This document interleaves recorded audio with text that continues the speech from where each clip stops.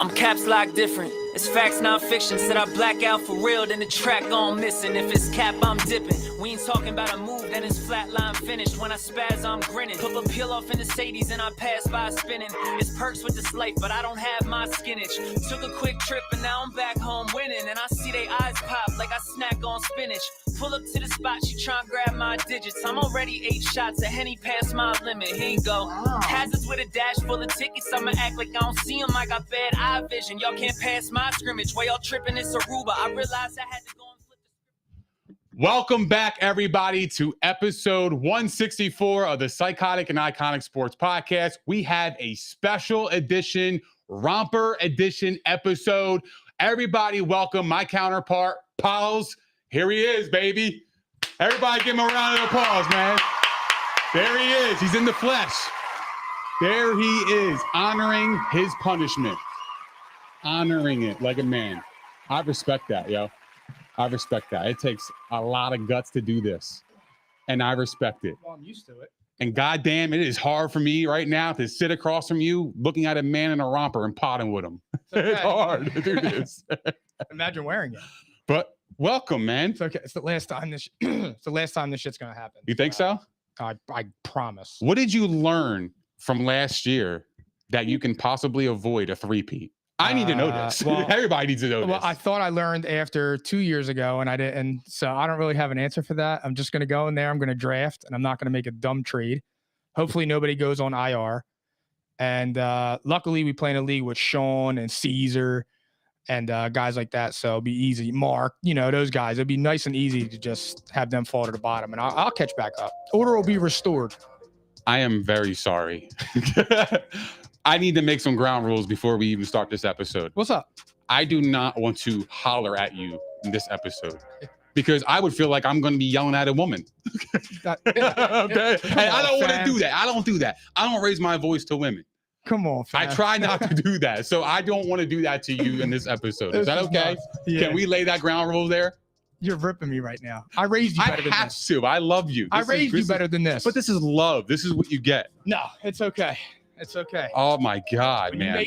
When you make dumb trades, impulsive trades, this is the type of shit that happens. So if you're somebody that's trade happy, think twice, watch episode 164, and look what could happen when you make a foolish trade before week 1. Yeah, I totally agree with you. And Mark said, see you at open mic next year, pals. So next year, our punishment for last place is open mic comedy show. That is going to be insanity. So whoever comes in last, better prepare yourself. Myself included, because you never know. I came in last 4 years ago, right? But I learned right after I came in last. I learned so much from coming in last. How the fuck did you do it back-to-back years, fam? Seriously, though. Well, no, I told you 2 years ago. You know that was an anomaly. I 2 know. Years ago, I had 5 players on IR. Last year was my fault. The year before that, there was nothing I could do. Yo, I'll tip my hat. You are a brave soul, bro. You're brave, and I respect that. At least you honor it. You're you're a man. You're a man and a romper. That's what you are. All right, can we get this started? It's hard to start this show, man, without continuing, but it's okay. Let's get it. All right, let's go. So the Eagles dropped their Kelly green uniforms. They'll be wearing them week 7 against the Dolphins. Wait, I'm sorry. I had a surprise for you. Hey, Philly Phil, can you drop that for me real quick? Oh, I had a surprise for you. you gonna play the video? What video? The one Ann took. No, I was just gonna give you some props. This is another thing that I am just so honored, and I can't believe that you have the audacity and the balls to do this. This is Beautiful, no matter what they say. Words can't bring me down. waving to the people like the president. Go off, King.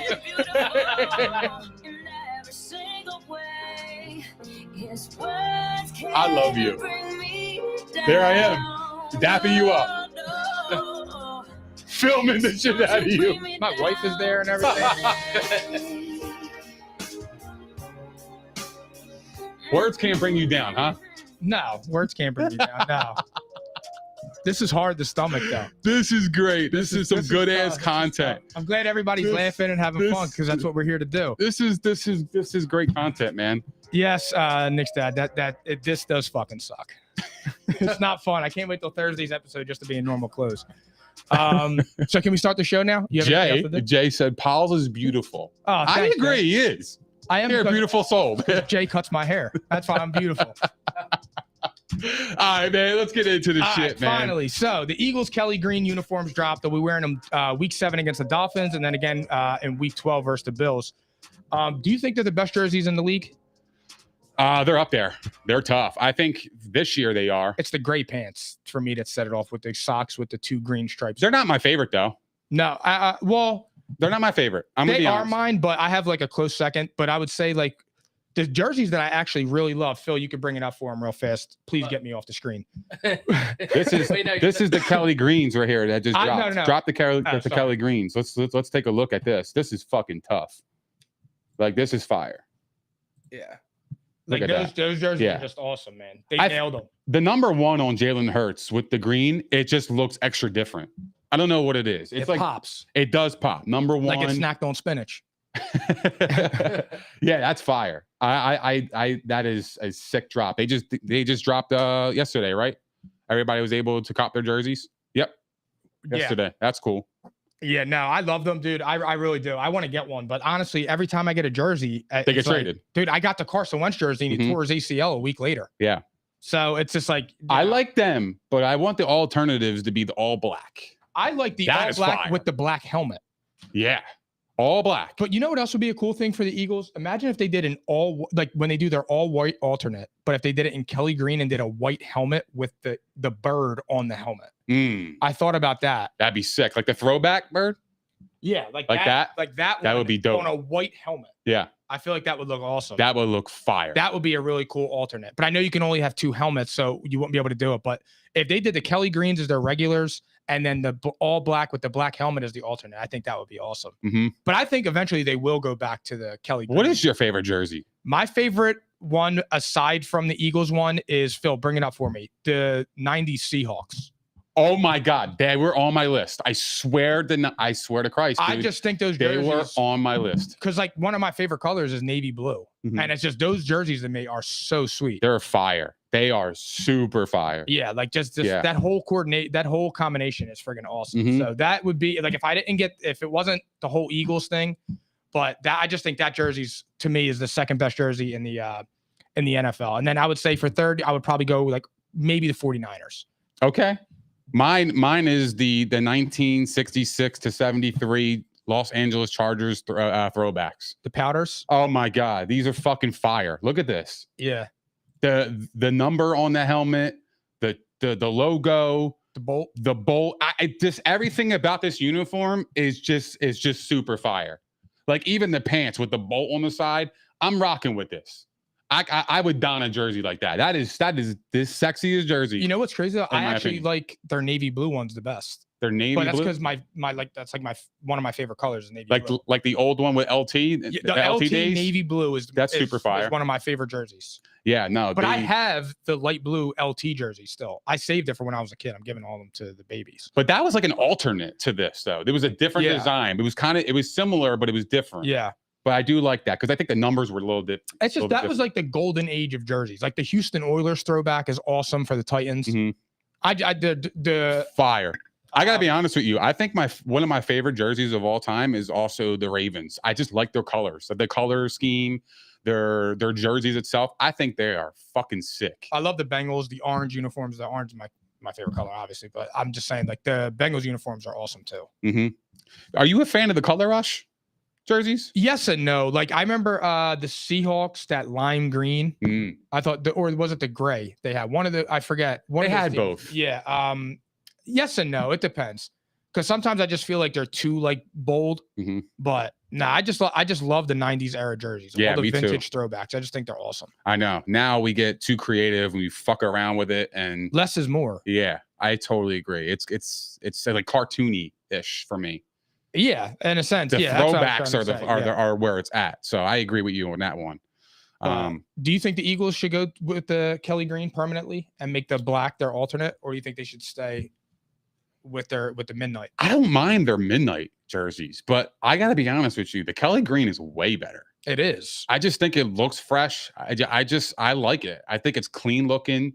Yeah, I would go with that. And I like the black jerseys as an alternate. Like I would use the black jerseys for a home game against Dallas, call like a blackout game. I'm surprised they didn't wear the Kelly Greens against Dallas. Yeah, I am surprised by that. They're using them against AFC teams, which is kind of like not really too excited about it, to be honest with you. I wanted to see that against like the Dallas Cowboys or the Giants or somebody like a really top tier team. I'm surprised they went with Miami. Buffalo, I understand because Buffalo should be a good game.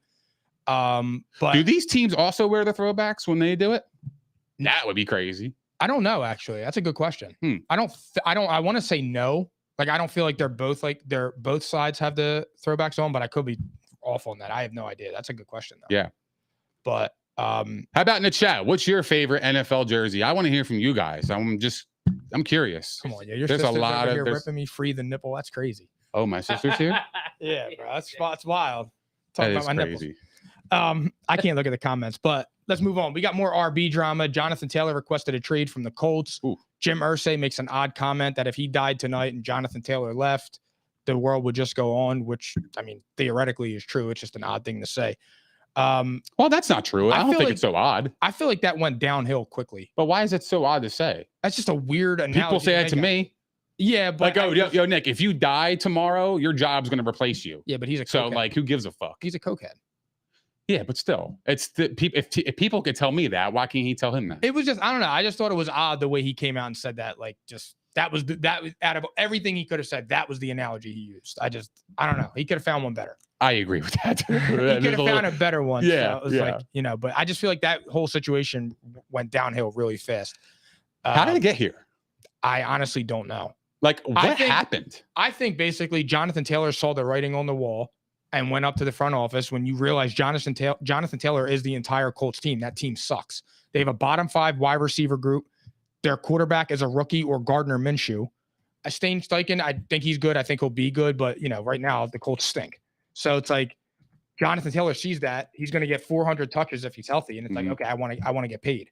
So, like, again, I'm on Jonathan Taylor's side here. And the Colts have enough money to pay him. Wow. The Colts should be a team paying him. I'm not on his side, but that's okay. You don't think he should get paid? I think he should get paid, but he's in his 3rd year. He's a running back. We got to get off of He's a first-round pick. He's a first-round pick. He's got 5 years on Kyler. What did you say about Kyler? Wait, he was smart. And Jonathan Taylor ain't smart? Right. But he made the move before everybody became aware. Well, no. So now people are on high alert, like, oh, fuck that. I'm not doing that. JT's coming off an injury. So if JT gets hurt again, the chances of him getting a contract are slim to none, number one. And number two, he's looking around and saying, okay, nobody's getting paid.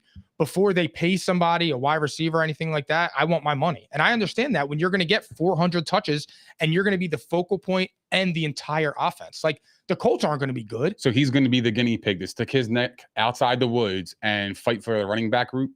That's what he's doing. Yeah, he's going to be the poster child for all this. Like, I'm not going down to a Le'Veon Bell situation. I'm not doing that. We already saw that. Oh yeah. Why are you towing the line of that?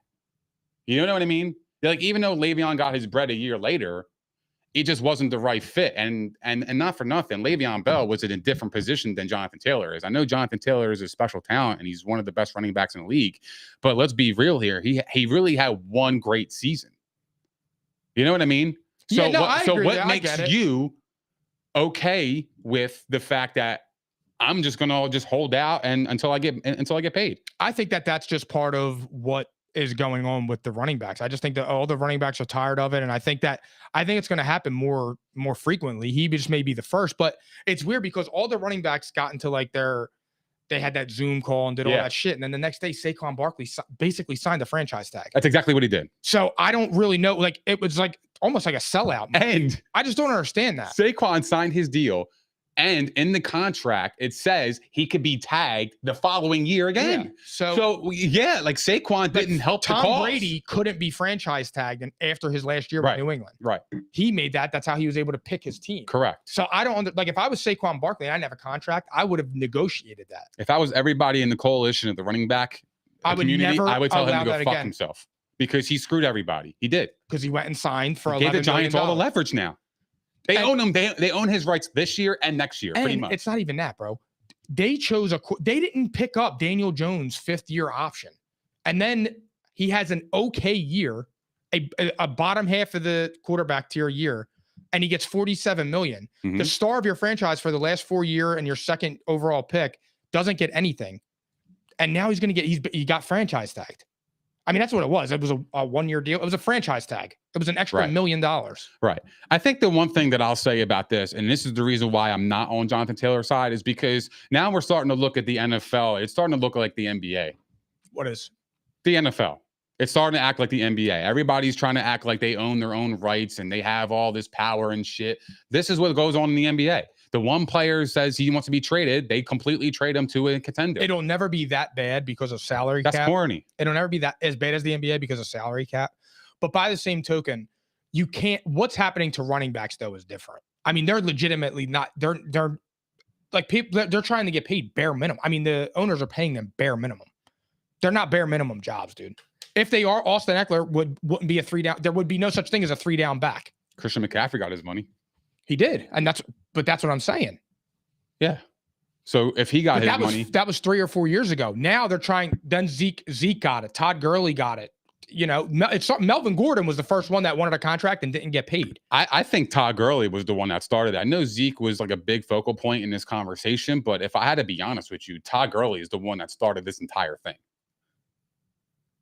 In my opinion. Yeah, well, I mean, but not for nothing. That's the Rams athletic staff. Oh, yeah. The dude had arthritis and you gave him a 4-year, $50 or $40 million deal. I mean, I don't, that's not Todd Gurley's fault. He had arthritis in his knees. I agree with you. So it's just like, to me, what they're doing with the whole running back situation just doesn't make sense. And if like, I don't know if it's like a CBA thing they need to negotiate. Sure they do. They have to. But running backs should either not be allowed to be, you can't use your franchise tag on a running back, or if you're a first-round draft pick and you're a running back, your salary has to be higher. Let's go back to that, actually. That's great. It's a great point. So if you're a first-round draft pick on a running back, and you know how you have like your 5-year rookie deal, whatever it is, 4 years, reduce it. No, your fourth year. 3 years, 2 years. No, what I think it should be is, I think it should be 3 years and a 4th-year player option, but make the player option more money. Because now you're not that you're giving too much control to the running back, but you have to at that point, because with the franchise tag, you can own any player. Mm-hmm. The franchise tag is legitimately unfair to players. Right. It is. And I'm not even like a big player empowerment type thing on that. I'm just saying it's just fundamentally not fair. You're holding them hostage. But the one thing that I would say about that is like, okay, do I really want to choose a running back in the first round and have him for 3-4 years, or am I going to get an offensive tackle that I can have for 10? Well, the problem is now the draft is going to drop in stock for the running backs, and people are just going to go to get them in the second and third rounds. Yeah, that's how I say it. So I don't know how you actually fix this. Honestly, the only way to fix it's a mess. They're not allowed to be franchise tagged. That's it. That's it. That would be a great one. If you do their 4th-year deal, if they get 4 years coming out of school, 5th year, they're a free agent, highest bidder. Yeah. That's how they would get paid. Because if you're Jonathan Taylor and you're looking at a team like Seattle, both of their running backs are hurt. Seattle has cap space. They have draft picks. They could sign him to if they offer him $14 million a year, why can't he go there? Aaron Rodgers just took a pay cut. Mm-hmm.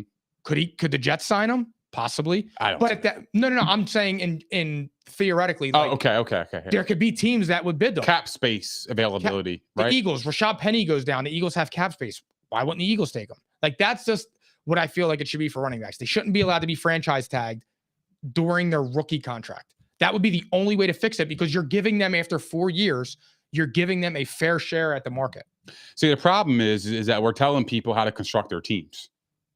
That's really what the issue is. And you don't have a right to tell me how to build my team. But they also don't have a right to hold the player hostage. And that's all they do. They do, because they signed the contract. I guess. Humanity purposes, it's bad. I'm with you. Okay, humanity side, I am with you 100%. It is the wrong thing to do. But business-wise, if you sign this contract, you're locked in, bro.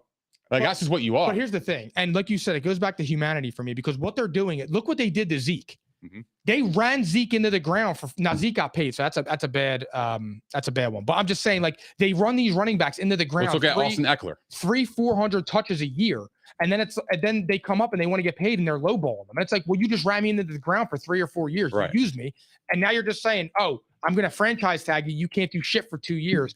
But after 6 years for a running back, you're starting to fall down. Unfortunately. Outside of Derrick Henry, but you only have a short window to make money. So what the owners do and what they do with the franchise tag is just totally unfair. It's not a level playing field. And like I said, I say this all the time with basketball. The inmates in NBA, the inmates run the asylum. That's what's going on here, though. It's to a degree. To a degree, yeah. There's just more movement now, yeah. But at the same time, it's going to be difficult. But for the running backs, I mean, dude, it's really crazy now. I look, I agree with you. Yeah. I totally agree with you. You got, like I said, you have Daniel Jones. They didn't pick up his 5th-year option. He threw 15 touchdowns, 5 interceptions.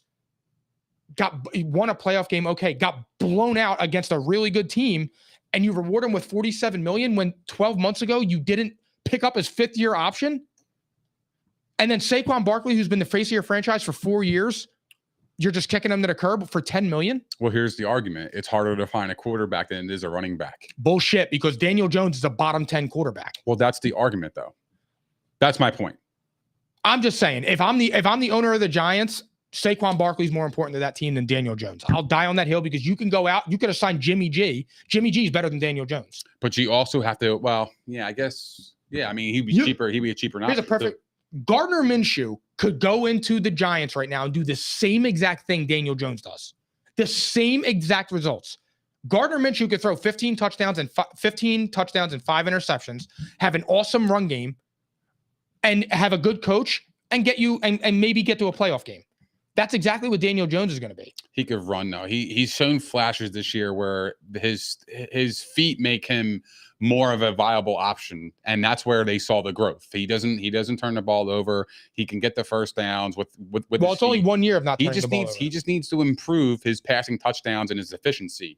I think that's what the Giants are banking on, and it's a quarterback driven league. No, so that's where they invested their money. It's like a stock. They invested the stock in Daniel Jones. Whereas Saquon Barkley, you could argue the stock is going to go like this, and then it's going to drop down real quickly. But so that's why they're not really willing to invest in a running back. Daniel Jones essentially had the same exact year he's had every year. The only difference was he cut down on the turnovers. Yeah, but that's where the Giants see the rising stocks. But that contract is eventually going to catch up. Yeah, and unless Daniel Jones has a full team around him, he's not like. Do you think Daniel Jones is ever competing for a Super Bowl? I don't see that. No. Neither do I. And I think if you polled 50 of our friends, all 50 would say no. I think even Giants fans would admit that. I don't know. Maybe they're biased. Everybody's biased. I get it, but sometimes you have to be a realist. Yeah, but the realization is they're looking at these players like stocks. That's what I'm saying. And that's the business aspect. NFL is a business. Like, they don't care about your feelings. They care about the dollar. I understand. That's the point that I'm trying to make. But Saquon Barkley was the one putting asses in them seats. Nobody's going to a Giants game and going to see Daniel Jones.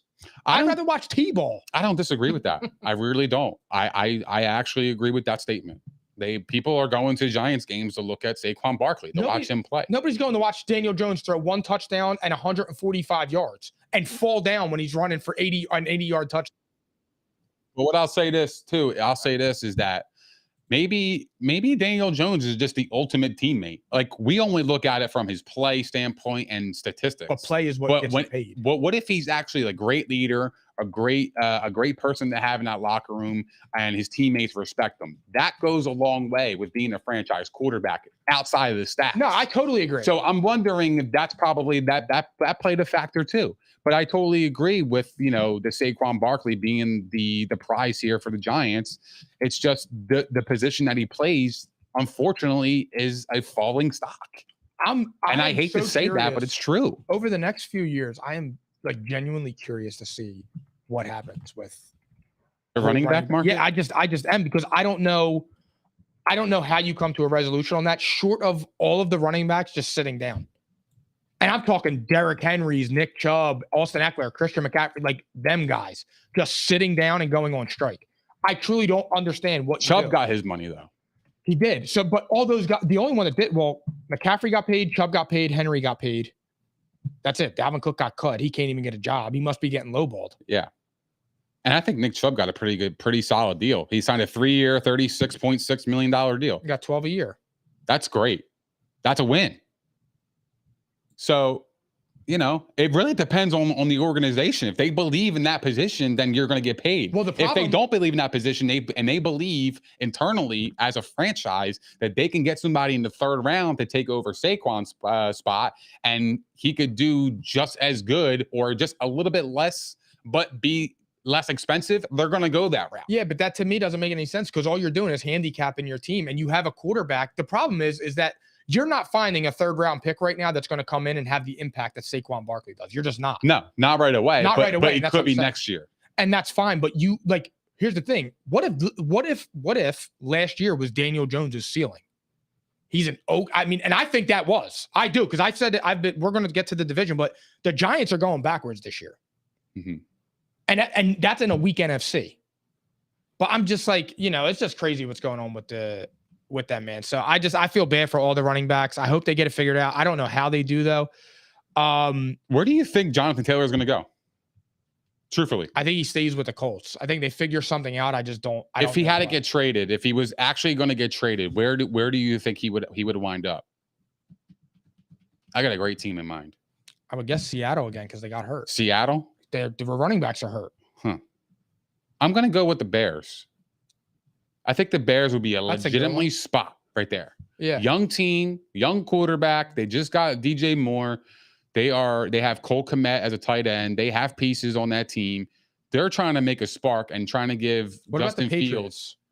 Nah, they got Stevenson. I think the Bears make the most sense. Khalil Herbert, is he an every down back? I would say no. The Bills. They got Deontay Foreman as the backup, but let's be real. If you had Jonathan Taylor on your squad, they would be a lot better. Because they can run the football with Jonathan Taylor. Justin Fields can run. They have DJ Moore. They got weapons. The Cardinals. So, they got James Conner. And James Conner has he's been damn well in Arizona. Yeah. He doesn't get talked about. Yeah, I'm just looking through right now. I don't actually really know. I mean, I would have said the Rams last year, but Cam Akers came on pretty strong. Sean McVay's been speaking highly of him, saying that he's going to be a focal point. I don't know how true that is. They have no picks. That's the problem. That's the problem. It's gonna take draft picks to acquire a talent like Jonathan Taylor. Seattle has them, and so do the Bears. Yeah. What do you think it would take though? Like, what would it be? What would be a good trade scenario for Jonathan Taylor? A fair one. Honestly, it's tough. Like I would say if you're going to get Jonathan Taylor, you got to give up a first rounder. You have to. I mean, the last time you saw him, man, Jonathan Taylor was the truth last year or 2 years ago. I know last year he got injured, but it wasn't a crazy injury. It wasn't like an ACL or something like that. But I'm just telling you, if a team called and they wanted Jonathan Taylor, I guarantee you the Colts are saying they want a first rounder or two. Is it a high one?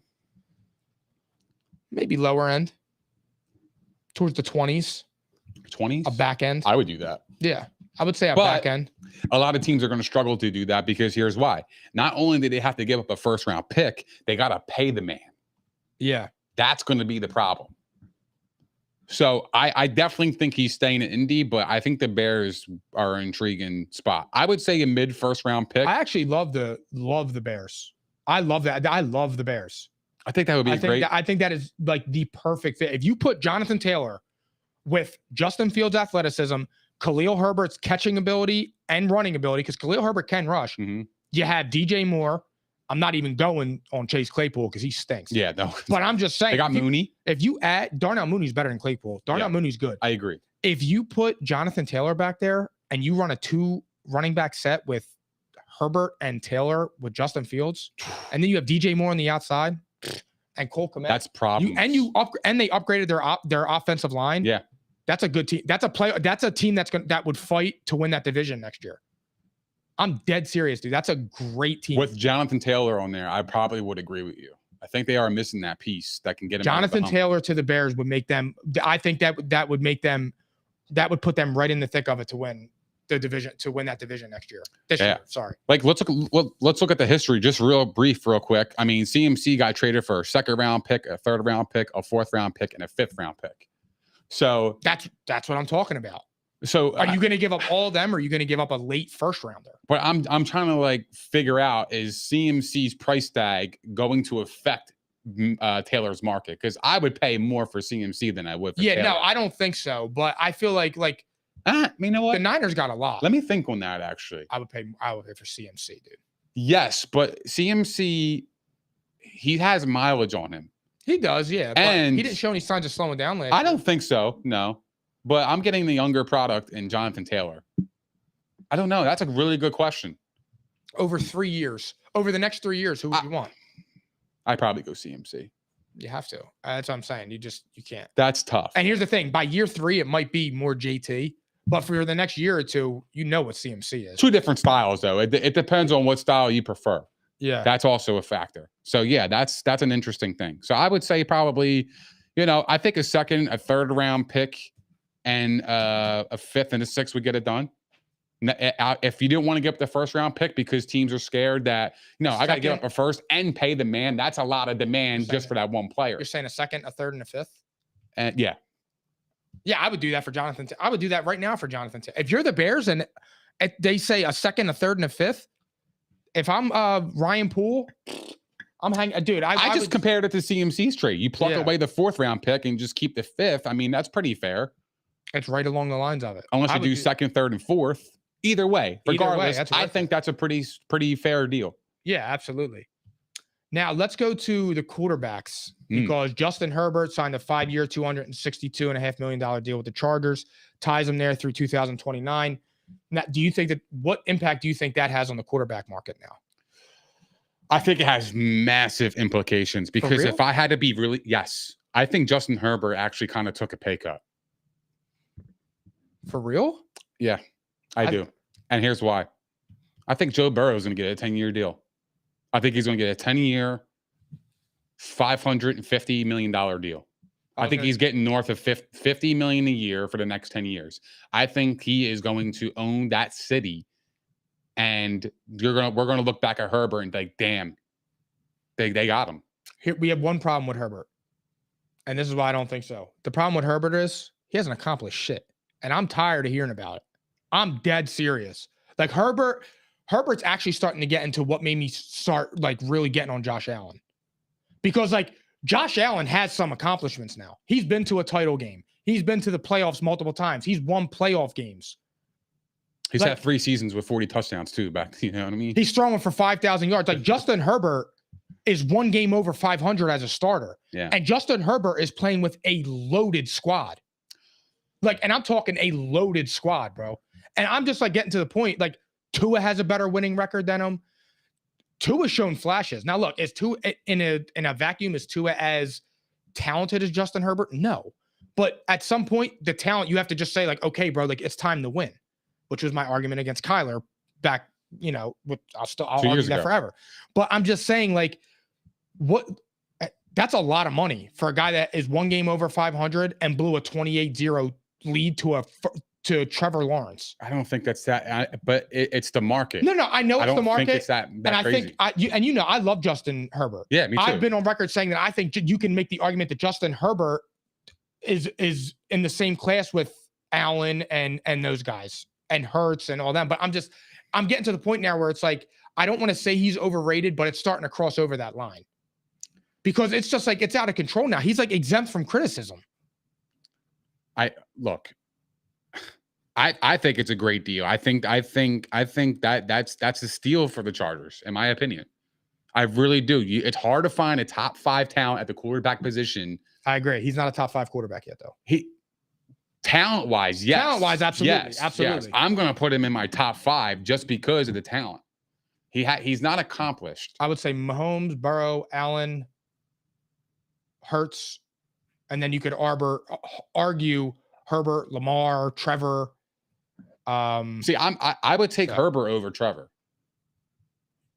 Me personally, I would. I like Herbert. I think he's fantastic. He has the rocket arm. He's very lethal. We'll talk about that after the season. Okay. We'll talk about that after the season because I want to see what Trevor does. No, fuck that. We're going to talk about that shit during the season because we're getting ready to see the two teams take off because Jacksonville's in a really good position. So are the Chargers. Yeah. Chargers are in a better position. They just got, what's his name? Kellen Moore.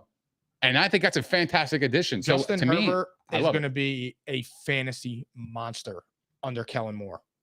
So, yeah, I would say this deal impacts the market pretty crazy.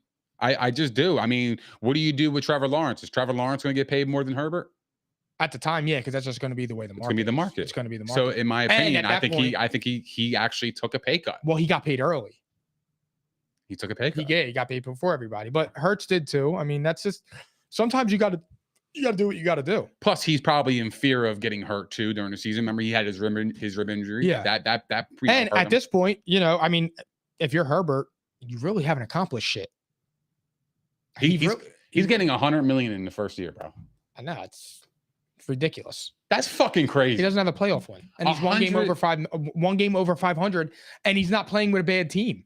I could do this until I'm 323 years old, and I'm still never going to see $100 million in my life. That's insane. Okay, it's insane. I mean, he's been in the league 4 years or 3 years? He's been there. This is going to be his 4th year. It's going to be his 4th year. Baker Mayfield took a franchise that hadn't won a playoff game in 20 years and won a playoff game before Justin Herbert did. That's insane. It's a different time too, though. Bullshit. It's a different time. Bullshit. I mean, he turned the Cleveland Browns around for real. One season, yeah. One season, whatever. His rookie year was awesome. I'm just saying, Baker Mayfield has a playoff win. He does. That's kind of crazy, actually. Justin Herbert, it's year 4, dude. You're being regarded as a top 5 guy. You have Keenan Allen, Mike Williams, Austin Eckler. Come on, man. Come on, dude. Come on. I'm just saying, like, I'm starting to get annoyed with the Herbert stuff now. Why? I think he's got to prove something. So dude. you think that he's overpaid? No, I don't think that it's not that he's overpaid. It's just like, I don't know what it is. Like, I don't think he took a pay cut. I think he took a pay cut. I don't think he's overpaid, but I don't think he took a pay cut. Because if I'm Justin Herbert, I feel like he could have demanded at least $300 million. No, because what can he go? But what can he go off of? Well, he has nothing to go off of. Easy. Just say, hey, if you don't pay me $300, I want out. He could do that easily. He could, and then I'm looking at him and I'm like, okay. And you know what they're going to do? They're going to pay his ass because it's very hard to find a talent like him. I understand that. But and again, I love Justin Herbert as a player, but when I'm staring at Justin Herbert, I see a guy that's one game over 500 with a loaded team. That was the knock on Baker. Everything was perfect. That's how he has a playoff win. He had a great running game. His offensive line was all right. He had wide receivers. What? That's exactly what I'm talking about. So I'm right. That's why you smiling and looking. Well, I'm smiling because I'm laughing at what you're saying. Because if you looked at the team, yeah, they're loaded talent wise, but you got to look at the injury history on the wide receivers. Keenan Allen was out. So was Mike Williams. Like that's their entire wide receiving core. I can negate that though. With what? Why? Because when you're a big boy and you are deemed a superstar, you're supposed to carry them. I watched Carson Wentz throw for 4,000 yards without one wide receiver having 500 receiving yards. Carson Wentz was that dude before everything happened. Carson Wentz put the Eagles on his back twice. Why are we talking about fucking Carson Wentz? Because you have to. Fuck that guy. He stinks. He's out of the league. But I'm just saying that's the double standard. What? Because he had nobody to throw to that 1 year? Absolutely. Right. Because you just said that Justin Herbert, he had injuries. I don't give a fuck. Josh Palmer is more than capable. But you got to understand, he went into camp with those same people. Who? Wentz. Okay. So he has somewhat of a rapport. Like, I know Alshon Jeffrey got hurt. Alshon Jeffrey got hurt that year. But he also had, who did he have? Fulgham? He had Greg Ward was his number 1. Okay. As Colin Cowherd said, he was throwing the lawn chairs and deck furniture. That's insane. That's true, though. I mean, I'll give you that. That's true. But let's see. Just because I'm in this outfit, bro, I know what I'm talking about. Don't do this. All right, stop. Anyway, Mike Williams missed 4 games last year. Keenan Allen missed 7 games last year. Like, that's a lot of firepower to lose out on. And when you're Justin Herbert and you have a rocket arm to deliver the football to these special talents and they're not available, it becomes a lot more difficult, especially in the division that they're in.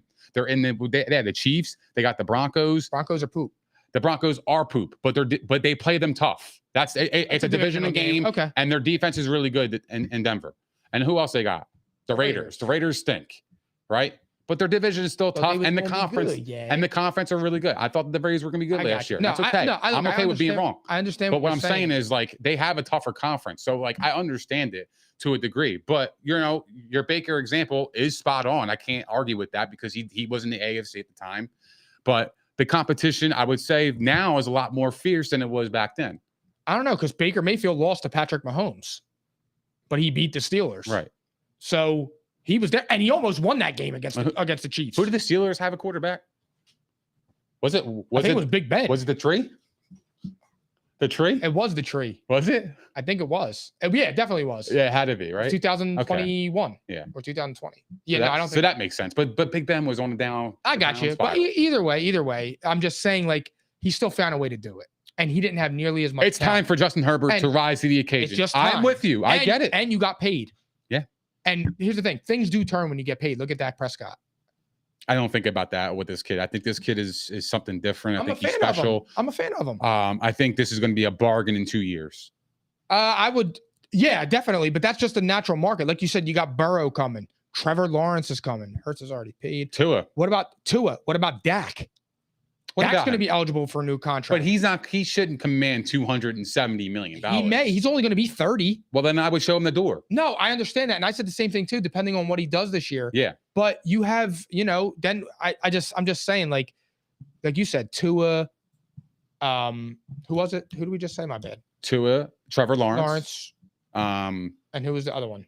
Burrow's going to get his Burrow. deal. That was the other one I was saying is going to get paid, and then I can't think of anyone else that would get. I mean, for Christ's sakes, dude, Daniel Jones just got 50. What did Lamar Jackson get again? 52 and a half, I think. 52 and a half. And how many years? What was the total number? 5 years, 252 and a half, I think it was. You got 5 years, 260. 5 years, 260. So Justin Herbert got $2.5 million more. Yeah. And Lamar has an MVP. I know. Thank you so much. I appreciate it. I appreciate it. I taught you well, man. He got an MVP. You've been taking them notes. Great, man. It's great, man. He still failed to throw 3,000 yards in the season since that year, but it's okay, man. I'd rather throw for 5,000 yards and blow a 28-0 playoff win. I mean, that's just. I get it. I mean, this is why you make a bad coach. I get it. Because you just want stats. I get it. I could teach you, man. I get it. I look at the talent. See, this is what bothers me with you, dude. Like, I raised you better than this. I look at the talent, Mike. I look at the talent. Justin Herbert is the better thrower of the football by a mile, and it's not even close. I never said that. What position do they play? They play quarterback. What do quarterbacks do? Yeah, they throw the ball. Exactly right. Okay. That's my point. And who has done more with less? That's all I got to say. Who's done more with less? Just answer the question. If there's one answer. Done more with who's less. Who's done more with less? Please just say it. In terms of who's done more with less. You talking about the wide receiver position? I'm talking about Devin Duvernay and all those bums. Who's done more with less? That's all I need to know. I would say Lamar Jackson has lesser of the weapons. I would say that too. I would say that too. And he's more accomplished than his. Still got Mark Andrews. Mark Andrews is an all-pro tight end. That's perfectly fine, but he doesn't have Austin Eckler. He doesn't have a Mike Williams. He's never even had a Josh Palmer. Right, but they're not available all the time. That's the problem with the Chargers. But when you get paid like that and you're supposed to be a superstar, you carry them. Yeah.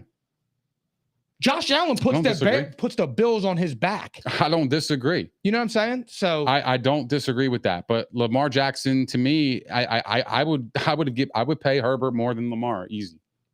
And to me, it's not even close. No, and I understand that because of style of play and things like that. And right. I think that Justin Herbert overall is a better quarterback than Lamar.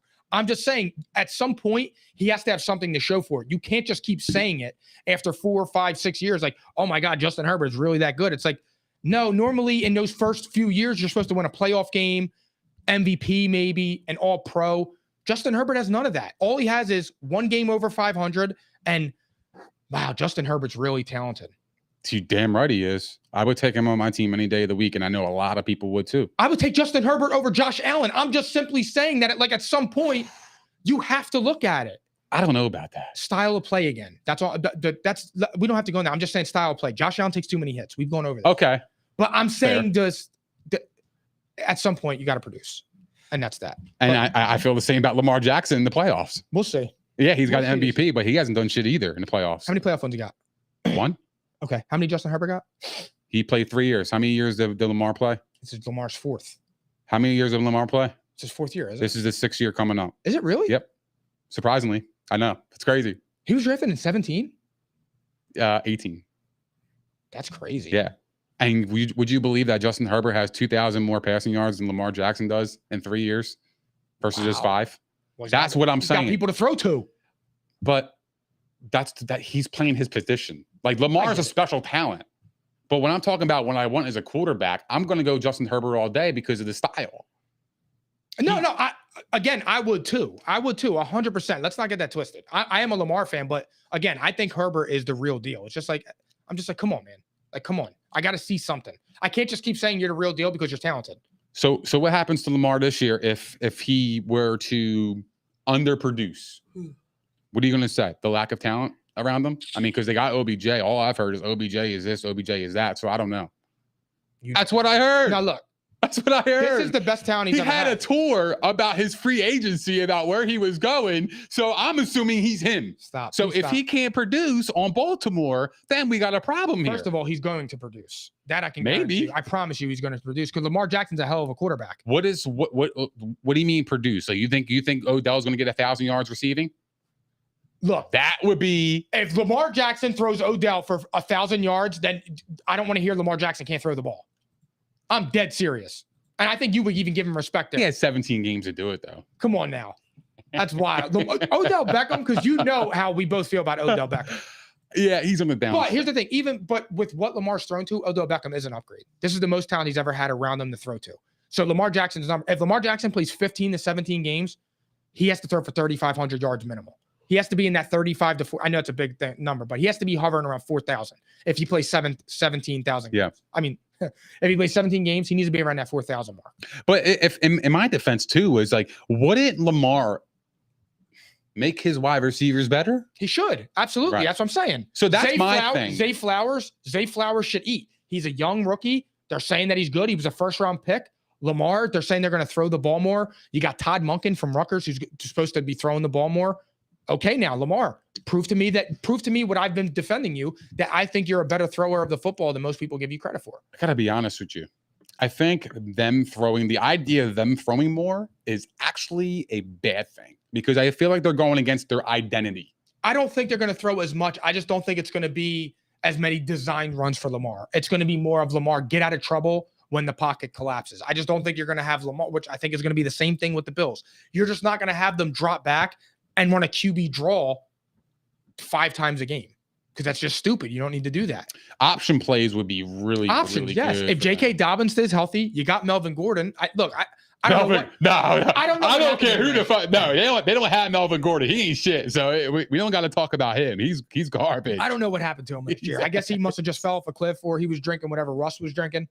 But we'll see if he could do anything. No, we can't talk no Melvin Gordon on this. Let's stay in the AFC North because Joe Burrow got hurt last week in practice. He strained his calf. It looked a lot worse. Yep. Apparently, he's out several weeks. You worried about that? To a degree, yes. But I'm yes and no. I'm very. I value players getting the reps in this time frame in training camp. I think this is valuable time for them, right? But I can also argue, okay, well, Jamar Chase, Tyler Boyd, and T. Higgins, they've been there for the last 3 years or 2 years, whatever it was, and they have a rapport. So, like, I'm not too concerned about the lack of communication or connection with those players. But, you know, not being around your team and developing this relationship with a brand new set of teammates as well, that does concern me. So I am yes and no on that. I'm like 50-50 on that, truthfully. I think he should have been practicing. Shit like that happens. But he was wearing a sleeve prior to that. So if he was wearing a sleeve and his calf was already hurting a little bit, I think they're really dumb for that. He is your franchise. He's your city. If Joe Burrow's healthy, the Bengals are the favorites in that division for the next 10 years. So I just but I don't like, they just need to sit him down and make sure he's healed because he needs to be ready to go for the first week of September. Mm-hmm. Because as long as you got Joe Burrow, like I said, you're the favorite. You got a chance. I agree. And that's a shame too, because do you think this would affect his contract negotiation to a degree? Would it be on pause for a little bit? No. He's played 3 years, 2 healthy seasons. He's gone to the AFC. He went to a Super Bowl and then he went to an AFC championship game and kind of got like fucked up because it was that stupid the penalty where he pushed him out of bounds. Oh yeah. That was, unnecessary roughness. Yeah, because Mahomes is such a great actor. Yeah, so I'm on board with that now.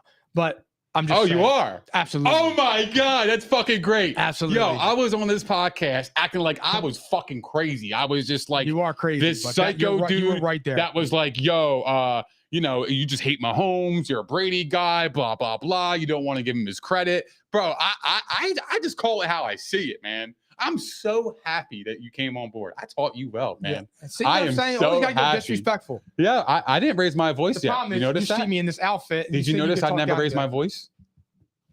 You're taking it easy on me? I have to. That's unbelievable. I'm going to get you back for this. I swear to God, I'm going to get you back for this. But I want to stay in the AFC North again because I want to break down the division real fast. Yeah, let's do this. This is going to be a good one. Bengals are the favorites to win the division, plus 150, followed by the Ravens at plus 220, the Browns at plus 380, and the Steelers plus 470.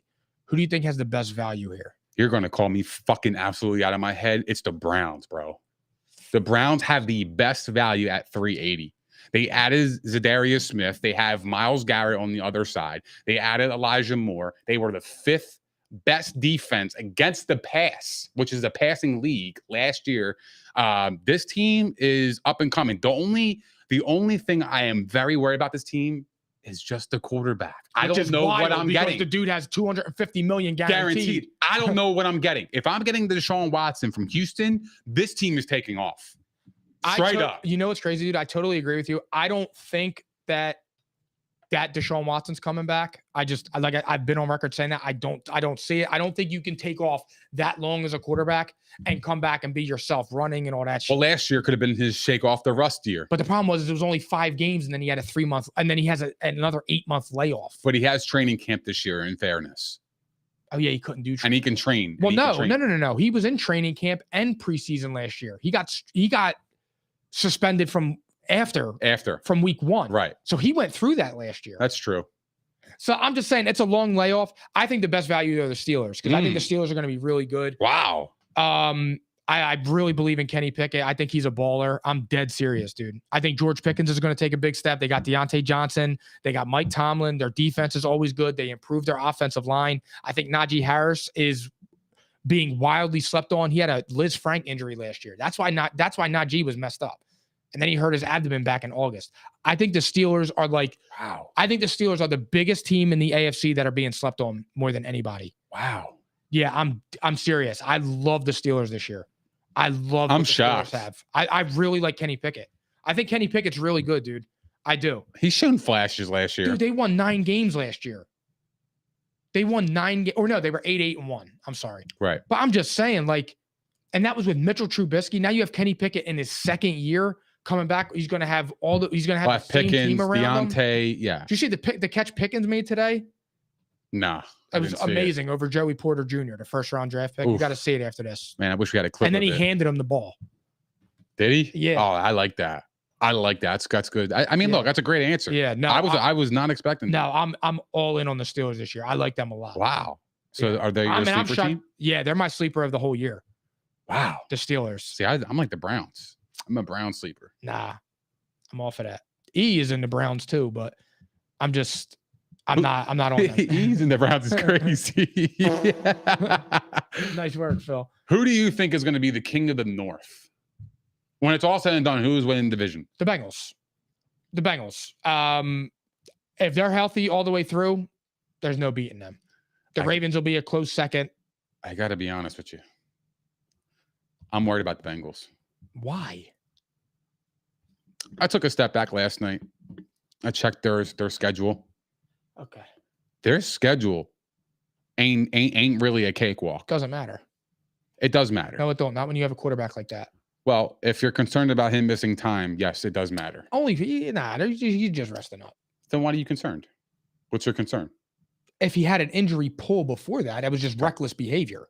That's all. That's what I meant by that. They got the Browns to open it up. That's easy. I actually think that's going to be a loss. We talked about that. Actually, I told you that. You like the Browns. I like the Browns week 1 just because everybody's going to pick the Bengals. Good news for us is you're 0-1. Fine. That's fair. Whatever. If that's what you think. I think everybody and their mother is going to take the Bengals. I'm going with the Browns here. Then they play the Ravens. Then they play the Rams. That's Super Bowl rematch. Yeah. I think the Rams are going to be a lot better than people think. They're not going to be the Super Bowl team they were, but they'll be a lot better. Let's go down the list again. Titans, going to be a tough game. In Tennessee, going to be a tough game. Then they play Arizona. That's a dub. Then they play Seattle. Then they play 49ers. Then they play the Bills. Then they play the Texans. Then they play the Ravens, Steelers, Jaguars, Colts, Vikings, Steelers, Chiefs, and end it with the Browns. This schedule is They have a fucking hard schedule. brutal. They only bro. have 2 gimmies. The Colts and the Cardinals. That's what I'm saying. So when I looked at this, Yeah, no, I was that's like, a hard. No, you're right. I'm No, like- I like that. I'm like, yo, the Bengals might be in trouble for the North. You might be looking at an 11-6. If they you could be looking at 11-6 there, and depending on what the Ravens schedule is and the Steelers. Do you have the records? So let's go through the over/under win totals for this year for the Bengals. 11.5 over/under. I would say over. I got under. I would I say- got them I at would 10 say- and 7. I got them at 12-5. They're 10 and 7 for me. Ravens 10.5. Under. I got under too. I got them at 10. I got them at 9 and 8. Browns 9.5. Under.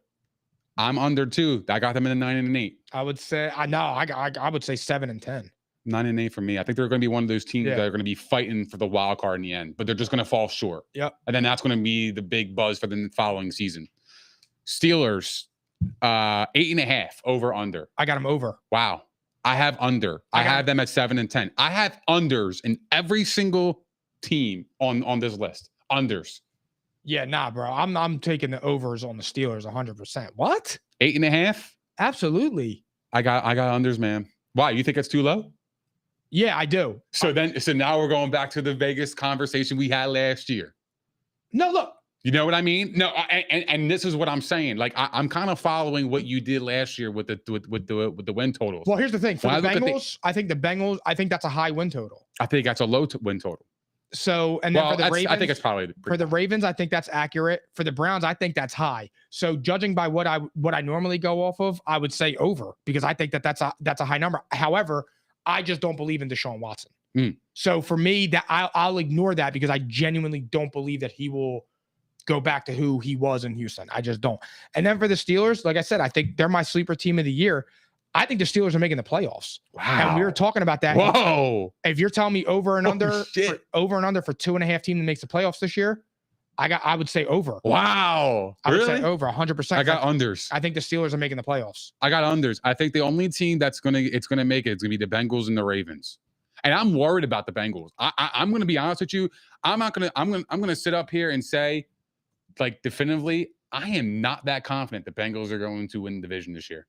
I'm not that confident. Well, it's Like I don't think they're just a slam dunk this year. I just don't. no, because the Ravens improved. Yeah. The Browns should be for what I've said about it, they should be a harder game. Like they shouldn't just be a walkover. You know what I'm saying? And then, like I said, and then for the Steelers, I think I think the Steelers are going to be in that playoff hunt. I think the Steelers are a 10-11 win team. I really do, dude. I really do. I can't wait till we break down playoff teams. 10 and 11 look win at that. team, the Yes. Steelers. I think the Steelers win 10 games. I really do. Wow. I'm telling you, they're my sleeper team of the year. I've been waiting to talk about this. That's why I was so happy when you told me we were going to do the AFC North because I couldn't wait to talk about it because I've been wanting to say it. So what's love your the Steelers. record? So break it down. Who's 1-4? What you mean? Like in division. I'll go. I would say if I had to say right off the rap, I would say Bengals, Ravens, Steelers, Browns. See, I got the Bengals, Ravens, And I think the Browns, Steelers, and I think the Steelers and the Ravens are going to be jockeying for that second. Steelers and the Ravens Are going to be See, fighting for that second one. I don't hate it. But I don't hate it. remember, we talked about. I just think I think when Thanksgiving comes and the Browns, we talked about our favorite games of the year, and the Browns play the Broncos the week before Thanksgiving. Mhm. I think that's one of the biggest games of the year because that's going to tell you the direction of both of those franchises. Because if there are 3-4 games under 500, you got two quarterbacks on awful contracts that you can't do anything with, Making $500 million combined. and you can't do shit. Wow, that's. I think that's a huge game. Mhm. The week before Thanksgiving, the Browns and the Broncos, because I think both teams are not going to be very good. So you got the Bengals, you got the Ravens, the Steelers, and the Browns. Yep, and I So think the only difference between you and I is the Browns and the Steelers. Yep. Okay. Wow. Who's your favorite fantasy player in this division? If you had to pick one player, like that it doesn't have to be the best player. The best, It could be a sleeper, somebody you just appreciate in fantasy. Jamar Chase. Wow. Okay. I'm gonna go Nick Chubb. It was between them two, obviously. Yeah, Nick Chubb. And then you could throw Lamar in there for fun. Yeah. But for me, like I'm a big fan of Jamar Chase, and obviously, I love Joe Burrow, and I just feel like when when Joe Burrow's upright and Jamar Chase is on the field, he's a 60-yard touchdown waiting to happen. So it's just an electrifying play. Yeah, I think for me, Kareem Hunt not being in the fold is the thing for me. Difference. So that's why I think Nick Chubb for me is probably my favorite player, because I think he's going to have a lot more opportunities, and I would like to see him get a lot more opportunities catching the ball too. I actually forgot about that, and that's a great point. I really want him to catch the ball a lot more too, because I think he has that kind of like special talent to him. I don't think he's going to be catching the ball that much, because I think Elijah Moore is a big fantasy sleeper late in drafts. I think Elijah Moore had a lot of talent with Zach Wilson year one. I had him in fantasy, and he was consistently like 14 points a week, dead ass with 7, 8, 9 targets. And I just think that Deshaun Watson is going to be able to get off quick passes. They have a good offensive line. I think with Amari Cooper out there, David Njoku, Nick Chubb, I think it's going to give Elijah Moore a lot of wiggle room. And I think Elijah Moore has a lot to prove. Yeah. Because he got dumped by the Jets and he wasn't happy there. And I think Elijah Moore is a good fantasy player late in drafts. I gotta be honest with you, man. I really wanted to take the Browns to win the division, man. Come on, fam. I really, really did, dude. I really did. I broke this thing down. I looked at the talent. The fucking Browns got great talent. They just have a question mark. They got one of the best rosters in the league. And then they added the 2 good pieces, recently on their team, especially a defensive end, especially a wide receiver, along with Amari Cooper, along with Donovan Peoples-Jones, along with a top 3 running back in Nick Chubb. Like, this team is fucking loaded. And they're good in pass defense in a pass happy league. This team is really, really about to hit their stride if the quarterback can get their fucking if he can get back to form. It's really dependent on the quarterback, which is honestly insane to say. Like we were talking about, somebody that's making $250 million guaranteed is the one that you gotta watch the most. Which is it's insane. It's mind blowing. Like I don't even know how to address that. I don't know. Like I said, if I'm wrong, which I very well could be, if I'm wrong and Deshaun Watson is 75% of what he was in Houston, good luck. This team is going to be. I really wanted to take the Browns. I just dissected this entire thing, previously the last couple of nights, and I'm thinking about it, and I'm like, the Browns, man. Like, there's something about this year with the Browns. I really like. That's those are all really good points. I can't. I know it's not sexy. I get it. It's not sexy. It's not. I actually hate the Bengals pick. Like, I'm cringing inside because I'm like, yo, I just have a gut feeling this fucking schedule is tough. Say it with your chest. I'm gonna always go with the talent, bro. Family, if I'm wearing a romper on this, well, no, look, I'm always gonna go with the quarterback talent. I know, but Joe Burrow and Deshaun Watson to me are 2 different platforms. It's hard for me. It's hard for me to take that. You know what I mean? Like, yeah, no. It's hard for you to what? Yeah, that's crazy. Especially coming from a man that's in a romper right now. Yeah, that's crazy. Yeah, don't do that. That's wild. Oh my God. All right, let's do some fantasy and then we'll get out of here so I can get back in my normal clothes. Do you think running backs are dying in fantasy? Yes and no, but not for me. I'm always going to go with the running back because the scarcity of the position, there's a plethora of wide receivers. There are a dime a dozen. I'm always going to look for a running back to invest in. It's easier to find a wide receiver than it is a running back. And I know that firsthand. Last year with this outfit solidifies that. I mean, but I'm just saying, look, running backs are never totally out of the picture. They're always going to be important. It's just the way you field the rest of your team that's more important now. Yeah, you have to diversify your portfolio. But if like let's just go through the rankings, just real brief. Like I just want to kind of touch on this a little bit. Pause. Let's go to the PPR standard league, and let's go to the running back position. And it's kind of like super. I would say it's super muddy this year. CMC, Austin Eckler, and Barkley, they're the top 3 players, right? Mm-hmm. I would take CMC and Eckler, but to me, Barkley at 3 is kind of high. Bijan Robinson at 4, kind of high. Dude, This is PPR, by the way. Yeah. This is PPR for everybody watching. This is the rankings that I'm getting on Fantasy Pros. And Tony Pollard, number 5. Jonathan Taylor, his stock's going to drop because you don't know his status. Yep. Nick Chubb at 7. To me, that's a fucking steal. That is 100%. Derrick Henry. Get Nick Chubb at 7? Derrick Henry, the 8th running back overall. Stevenson, your guy, at number 9. Josh Jacobs at 10. And then we start getting to the Najee Harris's, Breece Hall, Mixon, ETN. there's not really that one guy that you just want, except for outside of McCaffrey, Eckler, and maybe Henry and Chubb. Outside of that, I have question marks about a lot of these players. I do too. And so it scares me. 100%. Like even with I know everybody's talking about Bijan, but like, bro, I can't get over the whole Algier situation. And they have Patterson. He catches passes. Like I can't. I don't know. I don't know. Maybe that might be the most wrong I've ever been in fantasy. I'm with you though. The Bijan shit. I don't. And here's the thing. I'm staying away from it because I don't know. He could be the RB1 overall, and I'd be like, all right, cool. I was wrong. But just looking from the outside looking in, I just don't trust that situation, and I want nothing to do with that headache. I think I'm right with you, and I'm okay with being wrong if that is the case. Yeah, like I'm okay with because I know my logic behind why I'm saying I don't see him being the RB a top 3 or 4 or 5 overall. Just too many mouths to feed there, and you have an unproven quarterback who's going to need that. And I feel like it's a committee, and he's a rookie. That's what I'm saying. I feel, and London's good. He is. You got Kyle Pitts. You sent this number 8 pick on your fucking tight end. Like I don't understand. Was it the number 8 or number 4th overall? It was fucking insane. Yeah, it might have been the 4th act. He's number 8. I think it was the number 4th.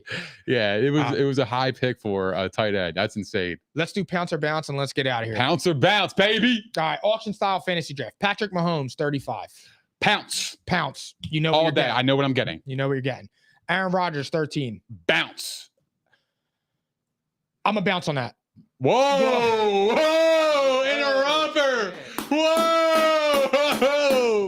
Hey, yo! We're gonna have to change this segment. I'm saying out now. So it's Pounce or out for me. I'm out on Aaron Rodgers. Austin Eckler, $80. Pounce. That's my guy. I know what I'm getting, bro. I'm getting 100. I'm getting 100 targets a year, and I'm getting 95 catches. Yeah, I'm a pounce. Because he's the man. Because I spent 84 on Henry last year. Facts. Najee Harris, 59. I'll bounce on that. Me too. Too high. And here's the thing. I'm not that I'm taking a flyer on him. I think he's going to have an improved year. I think he'll be a lot better, but not for $60. Yeah. Justin Jefferson, 70. I'm not going to lie to you. I'm going to bounce on this one. That's a little too steep for a price tag, especially for a $200 budget. I'm spending $70 on a wide receiver. We just talked about that. Yep. Being a plethora of wide receivers. I'm out on that. Yeah, similar to when I said that I would bounce. I would pounce with Jamar Chase at 66, and I reversed course on that because I wouldn't, because I learned my lesson. I'm also out on Justin Jefferson at $70. It's fucking suicide. Yeah. I don't care if it's the offensive player of the year. I don't care if he has 2,000 yards. It is absolute suicide. Totally agree. Jalen Waddle, 45. Bouncing. That's high. It's high. That's a lot of money for Jalen. A lot of money. Because, if he's 45 at Tyreek Hill, I'd rather get Tyreek Hill for 50. Agreed. Or 55. Agreed. 100%. Yeah, Jalen Waddle is high in the rankings. Devontae Smith, 45. I'm bouncing on that too. I just, to me, too much. Yeah, AJ Brown's there, Goddard's there. There's too many. And they're going to run the ball. Yeah, they're going to run the rock. I'm out. Mark Andrews, 35. I'm bouncing on this. I'm out. 35 is a little too steep for me. And, with the additions of Odell and company, like to me, I think that, the opportunity is going to go elsewhere. So I'm going to be out on that. I'm going to pounce on that. Tight end's a really hard position. And I just think you got to lock it up. The Ravens already said they're going to throw more. Mark Andrews is his only familiar target. It's his favorite target. So $35? You know what you're getting with Mark Andrews. Wow. You know what you're getting with him. Okay. I'm moving so different. I like that. Last one before we get out of here. Kyle Pitts, $20. I'm pouncing on this. $20 to me is a steal. I think he's going to get a lot of opportunities this year. I like the Falcons this year. I'm bouncing because Kyle Pitts to me I've been hearing the same thing for 3 years, and he's the oddest fantasy player of all time. But now he's got a quarterback. Maybe. Potentially. So that concludes episode 164. Thank you for gracing me with your presence. I'm my nips away. You will never see me in this outfit again. I hope everybody has a great night. We'll see you on Thursday. Nick, take it away. What a show. That was so much fun. It was so difficult to do this, but I love you. Yo, I appreciate that, man. Yo, you are a man of your word. You came on here. That's the ultimate respect, and that's all you could do, right? Oh, man. What an episode. I appreciate everybody that tuned in tonight, and we appreciate all the love, support, and the comments. If you guys haven't done so already, please don't forget to like, subscribe, and hit the notification bell on YouTube. We are also available on Spotify, Apple Podcasts, Google Podcasts, iHeart, Megaphone, Stitcher, and all that other shit. Also, follow us on all of our social platforms, as you do not want to miss our daily content on Facebook, Twitter, Instagram, and TikTok. And we will see you guys this Thursday at P&I, baby. I'm caps lock different. It's facts, non-fiction. Said I black out for real, then the track gone missing. If it's cap, I'm dipping. We ain't talking about a move, then it's flatline finished. When I spaz, I'm grinning. Put a peel off in the Sadies and I pass by spinning. It's perks with this life, but I don't have my skinach. Took a quick trip and now I'm back home winning. And I see they eyes pop like I snack on spinach. Pull up to the spot, she tryna grab my digits. I'm already 8 shots, a Henny past my limit. Here you go. Hazards with a dash full of tickets. I'ma act like I don't see them. I got bad eye vision. Y'all can't pass my scrimmage. While y'all tripping, it's a rule.